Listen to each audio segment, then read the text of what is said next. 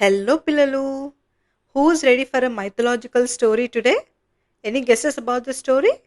Yes, it's about the great, kind, brave, and honest king of all times, Lord Sri Rama. Sri Rama is an incarnation of Lord Vishnu himself. శ్రీరాముడి లైఫ్లో happiness ఎంత ఉందో sadness కూడా అంతే ఉంది. అన్ని ఇన్సిడెంట్స్ని ఒక కథలా చేసి మనకి రామాయణంగా అందించిన వారు ఆదికవి వాల్మీకి. రామాయణం చెప్పుకోవడానికి మనకు ఒక రోజు or one episode of this podcast అస్సలు సరిపోదు. కాబట్టి ఈ శ్రీరామనవమి సందర్భంగా నేను మీకు శ్రీరాముడి బర్త్ స్టోరీ చెప్తాను. Thousands and thousands of years క్రిందట మన ఎర్త్ని అంతా సూర్యవంశపు రాజులు రూల్ చేసేవారు. అంటే సన్ గాడ్ డిసెండెంట్స్ అనమాట. గంగానది ఉత్తరాన కోసల అనే కింగ్డమ్ ఉండేది. ఆ కోసల కింగ్డమ్కి క్యాపిటల్ వచ్చేసి అయోధ్య. ఆ కింగ్డమ్ని సూర్యవంశపు రాజు దశరథ మహారాజు పాలించేవారు. కింగ్డమ్ అంతా దశరథ మహారాజు రూల్లో చాలా హ్యాపీగా ప్రాస్పరస్గా ఉండేది. ప్రజలంతా చాలా సంతోషంగా ఉండేవారు. దశరథ మహారాజుకేమో ముగ్గురు భార్యలు అనమాట. కౌసల్యాదేవి, సుమిత్రాదేవి, ఇంకా కైకేయి మాత. కింగ్డమ్ అంతా ఎంత హ్యాపీగా ఉన్నా దశరథ మహారాజుకి ఒకటే ఒక సాడ్నెస్ ఉండేది. అదేంటంటే ఎన్ని ఇయర్స్ అయినా కూడా తనకి పిల్లలు పుట్టలేదన్నమాట. అందుకు ఒకరోజు తన గురువైన వశిష్ఠ మహాముని ఏం చెప్తారంటే, మహారాజా, ఋష్యశృంగ మహాముని గైడెన్స్తో పుత్రకామేష్టి యాగం జరిపించండి అని సలహా ఇస్తారనమాట. అలాగే అని వశిష్ఠ మహర్షి ప్రకారం దశరథ మహారాజు ఎంతో భక్తి శ్రద్ధలతో ఆ యజ్ఞాన్ని చేపించి పూర్తి చేస్తారు.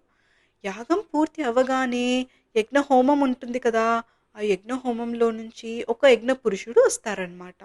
ఆయన ఒక పాట్ నిండా పాయసం తీసుకుని, దశరథ మహారాజా, మీ యజ్ఞం ఫలితంగా ఈ పాయసాన్ని మీకు అందిస్తున్నాను, ఇది మీ భార్యలకి ఇవ్వండి అని చెప్పి మాయమైపోతారనమాట. దశరథ మహారాజు అది తీసుకెళ్ళి తన వైఫ్స్కి డిస్ట్రిబ్యూట్ చేస్తారు. 12 months తర్వాత చైత్రమాసం శుక్లపక్షం పునర్వసు నక్షత్రంలో నవమి రోజు కౌసల్యాదేవికి ఒక చిన్ని బాబు జన్మిస్తారనమాట. There he's the incarnation of lord Vishnu, born as a mere human being despite of all his might. సుమిత్రాదేవికి ఇద్దరు ట్విన్ బాయ్స్ పుడతారు. కైకేయి మాతకి ఒక బాబు పుట్టారనమాట.